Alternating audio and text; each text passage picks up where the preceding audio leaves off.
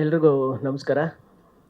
First of all ಎಲ್ರಿಗೂ thanks ಹೇಳ್ತೀನಿ. First time ನಾನು ತುಂಬ ಸ್ಟೇಜ್ ಮೇಲೆ ನರ್ವಸ್ ಆಗಿದ್ದೀನಿ ಇವತ್ತು. ಅಂದರೆ ಸಿನಿಮಾ ಶುರು ಆಗ್ಬೇಕಾದ್ರೆ ಒಂದು ನಂಬಿಕೆಯಲ್ಲಿ ಶುರು ಮಾಡ್ತೀವಿ. ಇದು ಸಿನಿಮಾ ಚೆನ್ನಾಗಾಗಬೇಕು, ಒಂದು ಸಕ್ಸಸ್ ಆಗಬೇಕು ಅನ್ನೋ ಥರದ್ದು ಎಲ್ಲ ಪ್ಲ್ಯಾನ್ ಮಾಡ್ತೀವಿ. ಅಪ್ ಟು ರಿಲೀಸ್ವರೆಗೂ ಆ ಪ್ಲ್ಯಾನ್ ಎಲ್ಲವೂ ಎಲ್ಲ ಸಿನಿಮಾಗೂ ನಡ್ಕೊಂಡು ಬರುತ್ತೆ. ಆದರೆ ಸಕ್ಸಸ್ ಅನ್ನೋದು ಕೆಲವು ಸಿನಿಮಾಗಳಿಗೆ ಮಾತ್ರ ಸಿಗುತ್ತೆ. ಇವತ್ತು ಅದು ಸಕ್ಸಸ್ ನಮಗೆ ಸಿಕ್ಕಿದೆ. ಹಾಗಾಗಿ ಎಲ್ಲ ಮಾಧ್ಯಮ ಮಿತ್ರರು ಮತ್ತು ಕನ್ನಡ ಪ್ರೇಕ್ಷಕರು ಮತ್ತು ನನ್ನ ಇಡೀ ತಂಡಕ್ಕೆ ನಾನು ಧನ್ಯವಾದ ಹೇಳ್ತಾ ಇದ್ದೀನಿ. ಈಗ ಹೇಳಿದ್ರೆ ಹೆಸರು ಹೇಳ್ಕೊಂಡು ಹೋದರೆ ತುಂಬ ಒಂದು 100-200 ಹೆಸರುಗಳೇ ಇರುತ್ತೆ. ಹಾಗೆ ಟೀಮ್ ಅವ್ರು ಎಲ್ರಿಗೂ ಥ್ಯಾಂಕ್ಸ್. ಆ್ಯಕ್ಚುಲಿ ಲೈನಲ್ಲಿ ಬರ್ಕೊಂಡ್ಬಂದಿದ್ದಾರೆ, ನಾನು ಅಷ್ಟನ್ನು ಹೇಳಬೇಕು ಅಂತ. ಅದು ತುಂಬ ಅದ್ವೈತ್ ಸರ್ ಕವರ್ ಮಾಡಿದ್ದಾರೆ, ಇನ್ನೊಂದಷ್ಟು ಜನ ಕವರ್ ಮಾಡಿದ್ದಾರೆ.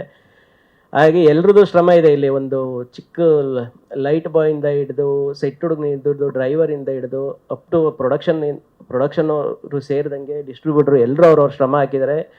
ಅಲ್ಲಿ ಥಿಯೇಟ್ರಲ್ಲಿರೋ ಆರ್ ಪಿಗಳು ಎಲ್ರದ್ದು ಅವ್ರವ್ರದ್ದು ಒಂದು ಜವಾಬ್ದಾರಿ ಇರುತ್ತೆ. ಎಲ್ಲರೂ ತುಂಬ ಚೆನ್ನಾಗಿ ಆ ಜವಾಬ್ದಾರಿ ನಿಭಾಯಿಸೋದಕ್ಕೆ ಇವತ್ತು ಇಡೀ ತಂಡ ಗೆದ್ದಿದೆ ಅನ್ನೋದನ್ನು ಹೇಳ್ತಾ ಇದ್ದೀನಿ. ಎಕ್ಸ್ಪೆಷಲಿ ಈ ಸಿನಿಮಾಗೆ ಬಂದು ರಿಪೋರ್ಟು ನನಗೆ ತುಂಬ ಖುಷಿಯಾಗಿದೆ. ಅಂದರೆ ಡೈರೆಕ್ಷನ್ ಚೆನ್ನಾಗಿದೆ, ರೈಟಿಂಗ್ ಚೆನ್ನಾಗಿದೆ, ಪ್ರೊಡಕ್ಷನ್ ಚೆನ್ನಾಗಿದೆ, ಪ್ರತಿಯೊಂದು ಡಿಪಾರ್ಟ್ಮೆಂಟಲ್ಲೂ ಮ್ಯೂಸಿಕ್ ಚೆನ್ನಾಗಿದೆ, ಕ್ಯಾಮ್ರಾಮನ್ ಚೆನ್ನಾಗಿ, ಪ್ರತಿಯೊಂದನ್ನು ಹೊಗಳಿದ್ದಾರೆ. ಅದು ನಮಗೆ ತುಂಬ ಖುಷಿಯಾಗುತ್ತೆ. ಇದು ಇಡೀ ತಂಡದ ಗೆಲುವು ಅನ್ನೋ ಥರದ್ದು ನಾನು ಹೇಳೋದಕ್ಕೆ ಇಷ್ಟಪಡ್ತೀನಿ. ಎಕ್ಸ್ಪೆಷಲಿ ನಂದು ಡೈರೆಕ್ಷನ್ ಟೀಮು. ಅಂದರೆ ಸಿನಿಮಾ ಶುರುವಾದಾಗಿಂದ ಎಂಡ್ವರೆಗೂ ನೈಟ್ ಸ್ಕೆಡ್ಯೂಲೇ ಇರೋದ್ರಿಂದ ಎಲ್ಲ ಟೀಮು ಬರೀ ಶೂಟಿಂಗ್ ಟೈಮಲ್ಲಿ ಮಾತ್ರ ವರ್ಕ್ ಮಾಡುತ್ತೆ. ಆದರೆ ನಾವು ಪರ್ಟಿಕ್ಯುಲರಾಗಿ ನಮ್ಮದು ಮತ್ತು ಪ್ರೊಡಕ್ಷನ್ ಟೀಮು ಏನು ಸೂರಜ್ ಮತ್ತು ನರಸಿಂಹಣ್ಣ ಇರ್ಬೋದು, ರಾಮಣ್ಣ ಇರ್ಬೋದು, ನಂದು ಡೈರೆಕ್ಷನ್ ಟೀಮ್ ಎಲ್ಲರೂ ಇರ್ಬೋದು, ಗುರು, ಶ್ರೇಯಸ್ಸು, ಸಚಿನ್, ಧನು, ಎಲ್ಲರೂ ಪೂರ್ತಿ ನಮ್ಮ ಶರತ್ ಎಲ್ಲರೂ ಕೂಡ 24 hours ವರ್ಕ್ ಮಾಡ್ತಿದ್ವಿ. ನಾವು ತುಂಬ ದಿನ ನಿದ್ದೆನೇ ಮಾಡಿಲ್ಲ. ಇದನ್ನ ಬಿಫೋರ್ ನಾವು ಶೂಟಿಂಗು ಮುಂಚೆ ಹೇಳ್ಕೊಂಡಿದ್ರೆ ಏನು ನಿಮ್ಮ ಇದಕ್ಕೆ ನೀವು ಮಾಡ್ಕೊಂಡಿದ್ದೀರಾ ಅನ್ನೋ ಥರದ್ದಿರೋದು. ಇವತ್ತದು ಸಕ್ಸಸ್ ಆಗಿದ್ದೀವಿ. ಹಾಗಾಗಿ ಅವ್ರ ಶ್ರಮಕ್ಕೆಲ್ಲ ಬೆಲೆ ಸಿಕ್ಕಿದೆ ಅಂತ ಇಡೀ ನನ್ನ ತಂಡಕ್ಕೆ ಥ್ಯಾಂಕ್ಸ್ ಹೇಳ್ತೀನಿ. ಮೇಜರಾಗಿ ನಾನು ಗಮನಿಸಿದ್ದು ಸಿನಿಮಾ ಒಬ್ಬ ಆ್ಯಸ್ ಎ ಮೇಕರ್ ಆಗಿ ಸಿನಿಮಾನ ಎಲ್ಲರೂ ಮಾತಾಡ್ತಿರೋದು ಕಂಟೆಂಟ್ ತುಂಬ ಚೆನ್ನಾಗಿದೆ. ಸ್ಟೇಜ್ ಮೇಲಿರೋರು ಮಾತಾಡ್ತಿದ್ದಾರೆ, ಪಬ್ಲಿಕ್ಕು ಮಾತಾಡ್ತಿದ್ದಾರೆ, ಕಂಟೆಂಟ್ ತುಂಬ ಚೆನ್ನಾಗಿದೆ, ರೈಟಿಂಗ್ ತುಂಬ ಚೆನ್ನಾಗಿದೆ ಅಂತ ಹೆಸರು ಬಂದಿದೆ.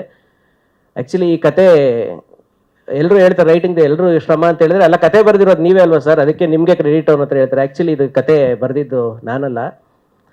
ಇದಕ್ಕೆ ಮೂಲ ಕತೆ ಯಾರು ಅಂತಂದರೆ ನಮ್ಮೆಲ್ಲ ರೈಟರ್ಗಳಿಗೆ ಹೋಗ್ಬೇಕಂದ್ರೆ ಬೇಂದ್ರೆ ಅವರಿಂದ ಹಿಡಿದು ತರಾಸೋರಿಂದ ಹಿಡಿದು ಯಾರು ನಮ್ಮ ಪೂರ್ಣಚಂದ್ರ ತೇಜಸ್ವಿ, ಕುವೆಂಪು, ಈ ಥರದ್ದು ಅಂದರೆ ಇವರೆಲ್ಲರೂ ಓದ್ಕೊಂಡ್ರೆ ಮಾತ್ರ ಈ ಥರದ್ದೊಂದು ಬರೆಯೋದಕ್ಕೆ ಸಾಧ್ಯ ಅಂತ ನನಗೆ ಗೊತ್ತಾಗಿದ್ದು. ನಾನು ಓದಬೇಕು ಅನ್ನೋದು ಒಂದು ಕಲಿಸ್ಕೊಟ್ಟಿದ್ದೆ ನನಗೆ ತರುಣ್ ಸರ್. ಅಂದರೆ ಒಂದು ಕತೆಗಳು ಬರೆಯೋದಕ್ಕೆ ಮುಂಚೆ ಎಲ್ಲೂ ಕತೆ ಬರೀತಿದ್ದೆ ನಾನು.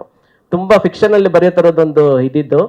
ಈ ಥರದೊಂದು ಕತೆ ಓದೋದೊಂದು ಅಭ್ಯಾಸ ಮಾಡಿಸಿದ್ದು ಇವರು. ಮತ್ತು ಗುರುದೇಶ್ ಪಾಂಡೆ ಸರ್ ಅಷ್ಟೇ ತುಂಬ ಹೇಳ್ತಿದ್ರು ನನಗೆ ಓದಬೇಕು ಅನ್ನೋದು. ಅದಕ್ಕೆ ಕತೆ ಹುಟ್ಟೋದು ಆ ಥರದ್ದು ರೈಟಿಂಗ್ಗಳಿಂದ. ನಾನು ಯಾವಾಗಲೂ ಹೇಳ್ತಿರ್ತೀನಿ, ಪೇಪರಲ್ಲಿ ಬರೀ ಈಗ ಒಂದು ರಿಯಲ್ ಇನ್ಸಿಡೆಂಟ್ ಬೇಸ್ಡ್ ಅಂತ ಹೇಳ್ತೀವಿ, ಪೇಪರ್ ಬರೀ ಆರ್ಟಿಕಲಿಂದ ಹಿಡಿದು ಯೂಟ್ಯೂಬರ್ಸ್ ಮಾಡೋ ಒಂದೊಂದು ಕಂಟೆಂಟ್ಗಳಿಂದ ಇರ್ಬೋದು, ಇವರೆಲ್ಲರೂ ಕೂಡ ಈ ಸಿನಿಮಾದ ಕತೆಗಾರರು ಅಂತ ಹೇಳೋದಕ್ಕೆ ನಾನು ಇಷ್ಟಪಡ್ತೀನಿ. ಅಂದರೆ ಒಂದು ಕತೆ ಒಬ್ಬನಿಂದ ಸೃಷ್ಟಿಯಾಗಿ ನಾವು ಬರೀ ಟೈಲರ್ ಕೆಲಸ ಮಾಡಿರೋದು ಅಷ್ಟೇ. ನಾನು ಯಾವುದೋ ನ್ಯೂಸ್ ಪೇಪರಲ್ಲಿ ಸಿಕ್ಕಿದ್ದು ಇನ್ಸಿಡೆಂಟ್ ಇರ್ಬೋದು, ಅಥವಾ ಯಾವುದೋ ರಿಯಲ್ ಆಗಿ ನಡೆದಿರೋ ಇನ್ಸಿಡೆಂಟ್ ಇರ್ಬೋದು, ಯಾವುದೋ ಬುಕ್ಗಳು ಓದ್ಬೇಕಾದ್ರೆ ನಂಗೆ ಇನ್ಸ್ಪೈರ್ ಆಗಿರೋ ಇನ್ಸಿಡೆಂಟ್ಗಳಿರ್ಬೋದು, ಇವೆಲ್ಲವನ್ನು ಅಚ್ಚುಕಟ್ಟಾಗಿ ಜೋಡಿಸೋದು ಒಂದು ಕೆಲಸ ಮಾಡಿದ್ದೀವಿ ಅನ್ನೋದು ಬಿಟ್ಟರೆ, ಈ ಕತೆ ಮತ್ತು ಕಂಟೆಂಟ್ ಅನ್ನೋದು ಕ್ರೆಡಿಟ್ ಎಲ್ಲ ರೈಟರ್ಸ್ಗಳಿಗೂ ಸೇರುತ್ತೆ. ಹಾಗಾಗಿ ಇದನ್ನು ಅವ್ರಿಗೆ ಅರ್ಪಿಸೋಕೆ ಇಷ್ಟಪಡ್ತೀನಿ.